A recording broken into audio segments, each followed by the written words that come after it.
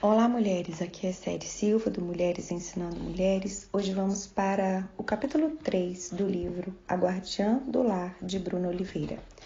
Como falei para vocês, no final de cada capítulo temos uma oração e temos as perguntas para você refletir e estudar com outras mulheres. Te desafio a adquirir esse livro e fazer isto. Então vamos lá? Capítulo 3. Removendo o sim, calando a voz da indignação. Vendo Raquel que não dava filhos a Jacó, teve inveja de sua irmã e disse a Jacó: dá-me filhos, senão morro. Então se acendeu a ira de Jacó contra Raquel e disse: estou eu no lugar de Deus que te impediu o fruto de teu ventre? Gênesis 30, 1 e 2.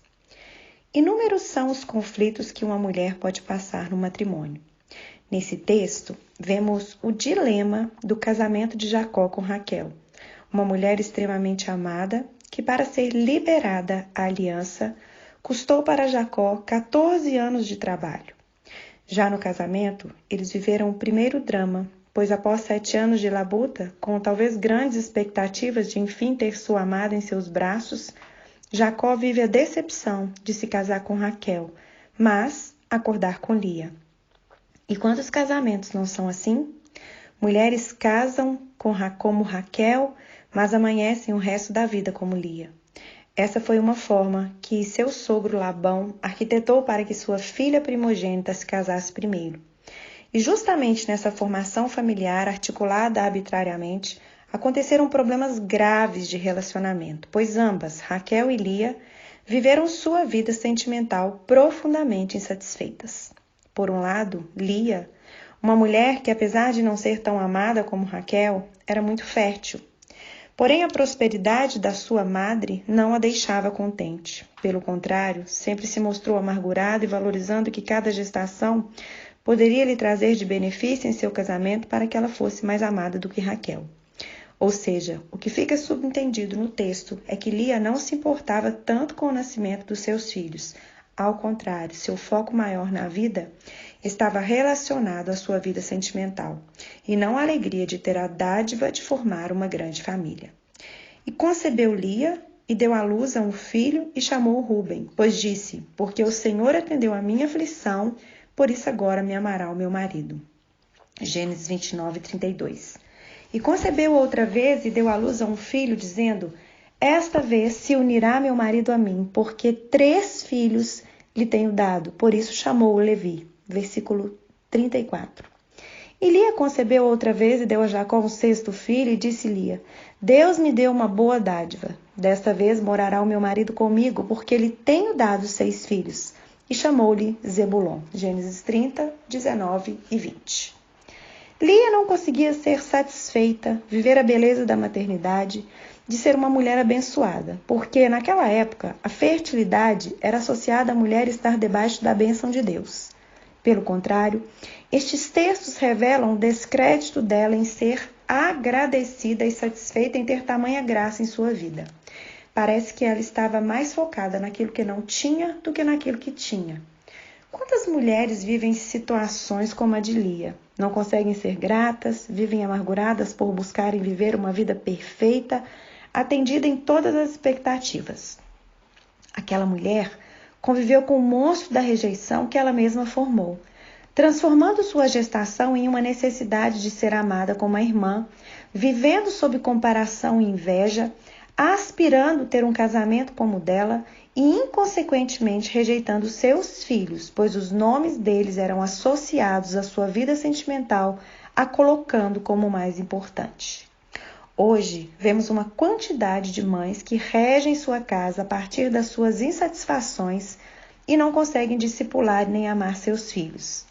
Lembro-me de uma pessoa me pedindo conselhos sobre como poderia resgatar o relacionamento com sua mãe, pois durante toda a sua vida conviveu com o sentimento de não perceber seu amor pela vida conjugal difícil que ela tinha com seu pai devido a uma fase difícil que passou a descoberta de um adultério.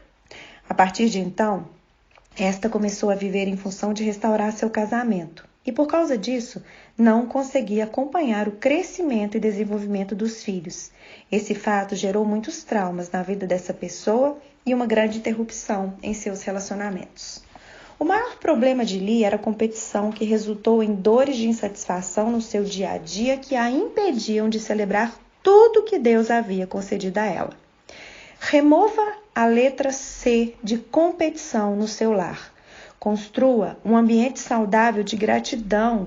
Seja contente com tudo que você tem.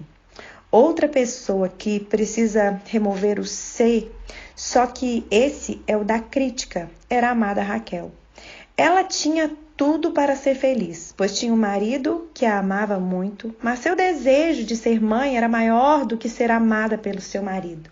Enquanto Lia queria ser amada como Raquel, Raquel queria ser fértil como Lia, ou seja, as duas competiam pela vida da outra. Contudo, Raquel, além de competir, ainda criticava o marido, chegando a trazer uma abordagem de que o problema dela de não ter filhos e ser feliz era culpa dele, e fazendo chantagem emocional: dá-me filhos, senão morro. Muitos lares vivem o sistema do C da crítica, com mulheres que não enxergam nada de bom no marido. Suas bocas estão sempre acusando, criticando, desprezando, pontuando aquilo que não estão conseguindo.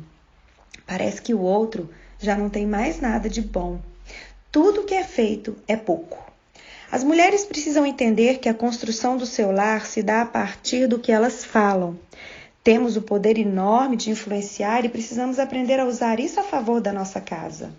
Lia e Raquel viviam o sim, C e M, em casa. Competição, insatisfação e murmuração. Ambas não conseguiam ser gratas por aquilo que tinham e viveram um casamento frustrado. A insatisfação mina o romantismo e a vontade de estar junto. Muitos maridos fazem de tudo para ficar longe de casa por não conseguirem conviver com uma mulher que tem um sim na língua. Há pessoas indignadas que se defendem dizendo que têm direito de reclamarem, pois convivem com situações terríveis em seu lar e que não são obrigadas a atuar em desaforo. Entendo que existem problemas difíceis, porém, se queremos guardar nosso lar, precisamos agir além do previsível. A seguir, vamos analisar a história de uma mulher que alcançou de Deus o milagre em sua casa, pois fez calar a voz da indignação. E partindo Jesus dali, foi para as partes de Tiro e de Sidom.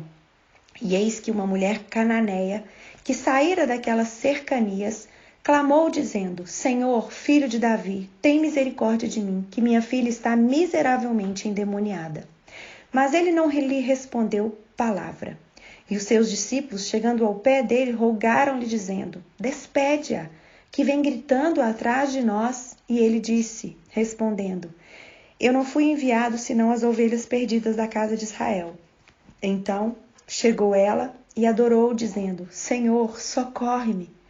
Ele, porém, respondendo, disse: Não é bom pegar no pão dos filhos e deitá-lo aos cachorrinhos. E ela disse: Sim, Senhor, mas também os cachorrinhos comem das migalhas que caem da mesa dos seus senhores. Então respondeu Jesus e disse-lhe: Ó mulher, grande é a tua fé. Seja isso feito para contigo como tu desejas. E desde aquela hora, a sua filha ficou sã. Mateus 15, 21 a 28.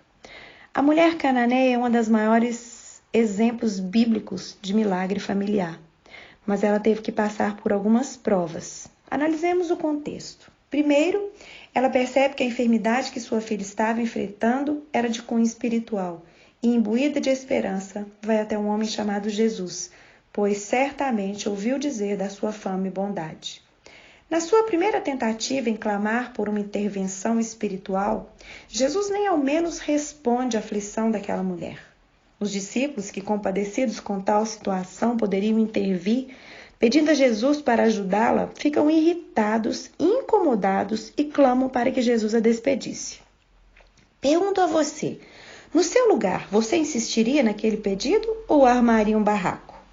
Se acontecesse com você que por algum motivo espiritual fosse buscar ajuda a um determinado pastor renomado e quando chegasse para conversar com ele, o mesmo nem te respondesse e os diáconos que poderiam te ajudar começassem a gritar, pedindo ao pastor para te despedir porque você estava atrapalhando o culto? E se ele ainda respondesse que nem ia lhe dirigir palavra, porque seu ministério só tinha a ver com os membros da sua igreja? E pior, mesmo em mais um pedido de socorro, este pastor te comparasse com um cachorrinho? Minha pergunta é: você se sujeitaria a uma humilhação como esta? Bom, aquela mulher teve a reação mais fantástica que os discípulos jamais imaginariam. A cada resistência, naquele pedido de socorro, ela se humilhava mais, calando a voz da indignação, pois imagino que, como qualquer outra pessoa, ela deveria ter ficado indignada com a resposta de Jesus e seus discípulos, mas decidiu não parar na indignação. Pelo contrário, entrou em um lugar de humildade. Não é fácil, eu sei, passar por situações difíceis, encontrar tanta resistência mesmo se sentindo com a razão e ainda ser humilde. Mas o que fez aquela mulher conseguir um milagre em sua casa foi o tanto que ela se permitiu calar diante da sua justiça própria, da sua indignação. Talvez hoje você tenha inúmeros motivos para criticar, murmurar, estar insatisfeita. Porém, há um galardão para aqueles que decidem conter seus direitos e vencer sua razão. A mulher cananeia é prova do quanto valeu a pena desistir da indignação e focar no que queria: a cura da filha, e ser beneficiada e honrada pelo seu comportamento. Quem sabe é só isso que está faltando para que o seu milagre chegue em seu lar?